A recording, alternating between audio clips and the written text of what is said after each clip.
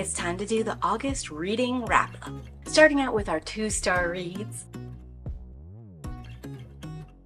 We have The Dragons Pretend Mate by Layla Silver. So this book is part of a werewolf reading vlog that I have filmed, so I won't go into too much detail. It is not a great book. I didn't know when I started reading it that it was midway through a series. I don't think that reading the first book in this series or even the previous book in this series would have really helped or increased my enjoyment of this specific one. I just think Layla Silver's writing style is kind of juvenile, fantasy, or science fiction. We should have like good reason to be in the future or good reason to be in a fantasy world that's either like complementing the themes or helping to drive stuff home, and this is just not doing it. So it kind of failed in like that werewolf shifter supernatural element. Even though this is not a good book and I wouldn't recommend this author, I did kind of like need this book in my reading diet at the time I read it. It pulled me out of a reading slump, and it has like those elements that make hate reading fun or that make reading crack fiction fun. So if you're looking for something like that, just to like fluffy pull you out of a slump, this book might do it for you. Next is going to be Chained by Casey Lee and Raven Storm. This is another part of my werewolf shifter reading vlogs. This series actually was skirting the line between like a 1 and 2-star rating for me, but generally speaking, when I put something in 1-star territory, it's done something like egregiously and offensively wrong to me. So even though the world building is bad, the characters are flat and confused. There's no plot or stakes, there's just a lot of confusion about what's happening and what we're building to. And the writing is just bland and disinteresting. I'm still gonna put it here in a 2-star because it didn't do anything that was like so incredibly offensive or beyond the pale. And there is nothing redeeming in this book, and I would not recommend this read to anyone for any reason. And last we're gonna have The Castle of Antrano by Horace Walpole. I am currently scripting a separate video for this book discussing whether or not it's gothic, so we won't go into those elements. The Castle of Antrano is historically the first installment in the Gothic literary movement. I wanted to read it because I love Gothic literature, and we're going into October spooky season, so of course I'm going to do something all about that goth moodiness. But I absolutely, positively couldn't stand this book. It reads like Shakespearean prose if Shakespeare was boring, uncreative, and just generally flat. When I read a Shakespeare play or I read a Shakespearean sonnet, there's these rhyming schemes, there's clever use of wording, there's interesting banter and dialogue, there's character progression and growth and like fun complex things happening. Take all that stuff out, and that's what The Castle of Antrano is like. I probably wouldn't even have gotten as far as I did, but I was listening to the book instead of reading it, and I got halfway, maybe a little bit past that through the book before I was just like, no, I'm out and I'm never coming back. And what got to me here was just like the extreme amount of sexism within the book. Some of it like I was willing to accept because it is an older book written to be like in a medieval time period. But even then it was just asking for me to put up with a lot. Got to the point in the story where there's these 2 younger women, grew up together as like best friends, almost sisters. This one girl was supposed to marry this girl's brother, but the brother died. So now they're just both young maidens like comforting each other and having each other's friendship and stuff. And this like dude comes in, and immediately this one girl starts scheming against this other girl because they both like the same guy, and this girl knows that the guy likes her friend and not her. Get me out of here right now. Some things that are better left in the past. Moving into 3 stars territory. House of Crows series by Lisa Unger. I first read Lisa Unger in the Dark Corners collection. She wrote The Sleep Type Motel. I didn't find it particularly mysterious or scary. I did think that it had like a strong emotional core, so I was curious to get like more from her. My primary issue with this Amazon original series is that it isn't 4 separate stories surrounding this one house that Lisa Unger has created. It is one long novel that for some reason they decided to split into these 4 books. And there's no good stopping point. Literally left like mid-plot line with no resolution or anything. I wanted to give this series 2 stars just for that alone. Story itself, if you ignore its presentation, is pretty good. On writing quality, character development, all that kind of stuff, we're like 3 stars. And then the 4th book really brings a very solid ending that rounds it out well and kind of like elevates it to 4 stars. I think if this were a single novel instead of 4 separate books, it might even be 4.5 stars. Lisa Unger is a really good writer. This book reads like a lot of those Stephen King novels do, except instead of having like this flat, weird, wishy-washy ending where it seems like the man just got tired and gave up, we have this strong finish that really is satisfying and pays off all those little details and elements and explorations we had in the beginning parts. If I had another complaint, it's that there are way too many characters and perspectives going on in this book, and even though each one of them has like at least one defining characteristic, they're not interested or developed enough for me to care, really. Technically, as the story stands, each one of these characters is necessary, and a written part from their perspective is necessary, but some of the arcs and stuff that are going on are just not interesting, and I feel like we would have been better to cut that part out entirely. Get rid of that character, get rid of that story element. The other major complaint I have about this book is, like with the Sleep Tight Motel, I knew what the ending of this book was going to be probably within the first third of the first book. And Lisa Unger is supposed to be like a thriller and suspense writer, and I just don't find any of her work thrilling or suspenseful. I do enjoy the journey she creates to get there, and on that, I would go ahead and recommend her. But if you're looking for like that tense mystery, where are we going with this kind of element, I'm not 100% convinced she's the right author for it. Sitting at 4 stars.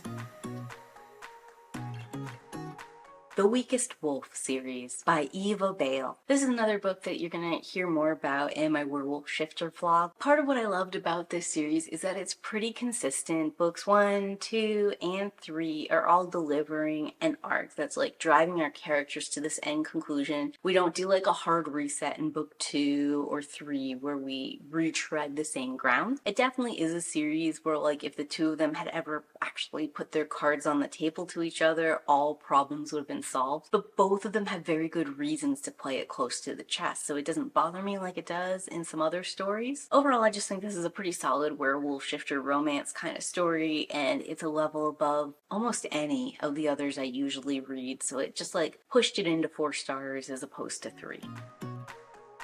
And sitting at 5 stars, Mouthful of Ashes by Brianna Morgan. I was really on the fence about whether to give this book a 4 or 5-star review, and when I sat down to think about it, I realized I didn't have like any major complaints. It's got a dash of tragedy, a dash of horror, and a decent thriller element. The book starts out really emotionally, where our main character is reliving through the loss of her sister, who is her brother's twin. All 3 of them are together, and through an accident, unfortunately, she passes. I will leave the details as vague as possible there. It's not a spoiler because it is mentioned in the summary, but just the writing and the description and the weight of that opening scene 100% set the tone. It told me exactly where all the characters were at, why they were in that place, and what we were going to be like pushing against, even though there was going to be like some other outside antagonists coming into the story. And I think establishing like that sibling connection and that sense of loss like set me up for a good time to start, because I just immediately connected and resonated with those potential ideas and like immediately felt some kind of way and was ready to give so much more like grace and investment than a lot of times I am in some of these kinds of stories. There's a lot of fun gothic flair in this story. It easily hits like the horror elements, character king, loneliness and longing, focus on human mortality and a supernatural element just off the top, and it might be some of the other elements as well. If I had to compare the vampires here in Mouthful of Ashes to other vampires we've seen in other media, they're like an excellent mashup between Lost Boys the movie and like Anne Rice's Interview with the Vampire series vampires. And you know, like obviously this plot about about meeting vampires at a boardwalk and like trying to maintain your humanity has been done before, but I do think this iteration is done so well. Plus, the book has a lot of self-awareness about where it's coming from and what its successors are. It name drops Lost Boys as like a fun little Easter egg, and then it literally later in the series drops its own title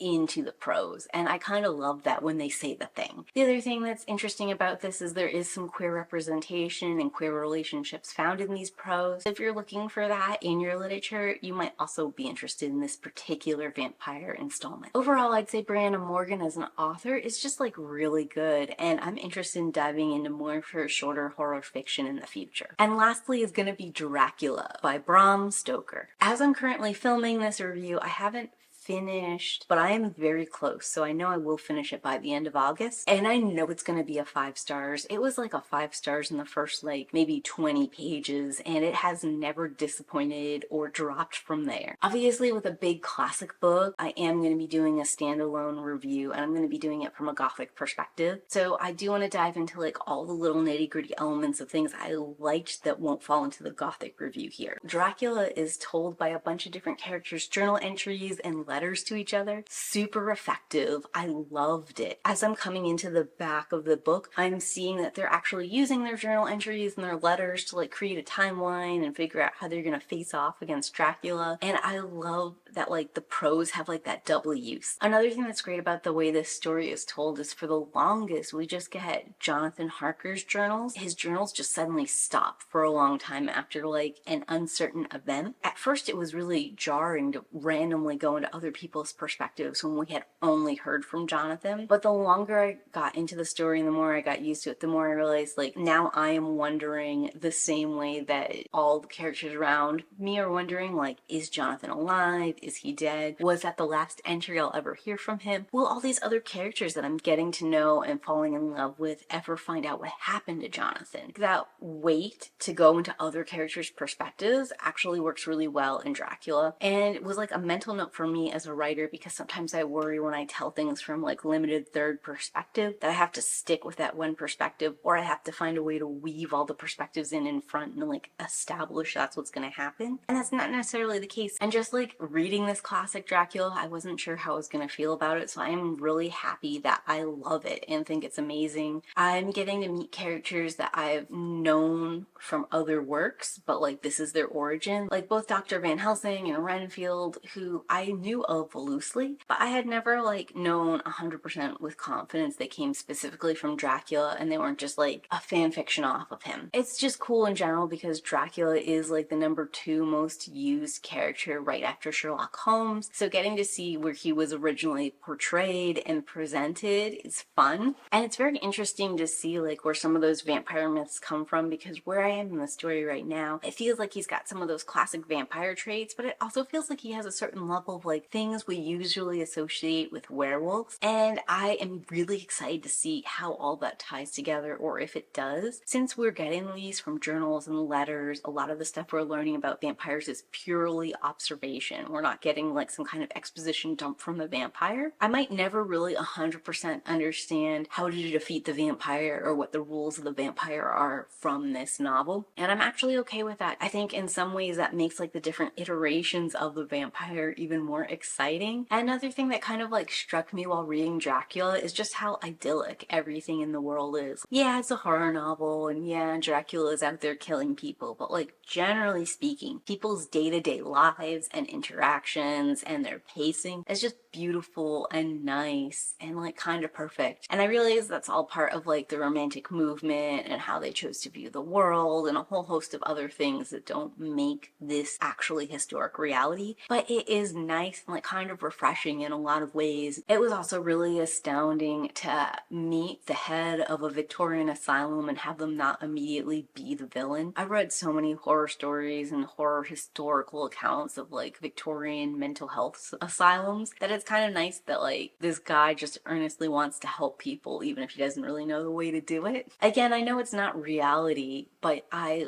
just enjoy it as something that's like novel and new in my reading. And all of this kind of like leads me up to this weird, complex, modern element of the story where by reading Dracula and by experiencing like these idyllic moments and all these little niceties and stuff in the book, I can kind of understand where people like in the manosphere or like red pill incel movement get some of their ideas from, even though this is not the reality. This is like how media portrays like the old-timey time back in the day. And it's like, hey, if we just went back to that, went back to our traditional roles and stuff, everyone would be happier. Of course, this isn't true. Bram Stoker is a man writing two women, and while the female characters, Mina and Lucy, are pretty well-rounded and feel kind of real, he's still putting his perceptions, his view, and his identity of how someone might feel in those roles. And of course, too, in Dracula, most of the main cast is from an upper class scenario. We do get a little bit of that lower class setting, and we can see that the gender roles are not quite as strong there, and that life there is not so great for a lot of those people. And even the two upper class ladies that I was talking about, they don't like strictly adhere to gender norms of their time period. Mina Harker in particular, she has significantly more schooling. She can do shorthand, which a lot of the other men can't do. She works a job. She's familiar with the train. She's very like brave and outgoing and takes like charge in front sometimes. So that wouldn't be something that you technically believe in a stereotypical gender role, but it is something she's doing here, even in a Victorian era story. And another thing that's worth noting is while all the men are showing like these positive male traits and are acting traditionally masculine and manly, almost every single one of them at this point in time has had some kind of aside where they've talked about how excited they are for the progress of humanity, how they can't wait to have a more egalitarian society, how they think women being able to ask men to marry them will be great, how they want to see more women in business and that kind of stuff. So like even these like paragons that we're holding up as like the male roles, the good guys or whatever, they are saying no, we want equality, we want progress, and we're looking forward. Even when it's like idealizing this time period and idealizing the roles people are fit into, that some folks in a gender critical sense are entirely overlooking. And that's gonna be everything I read this past August. What about you guys? Did you have any great reads this past month?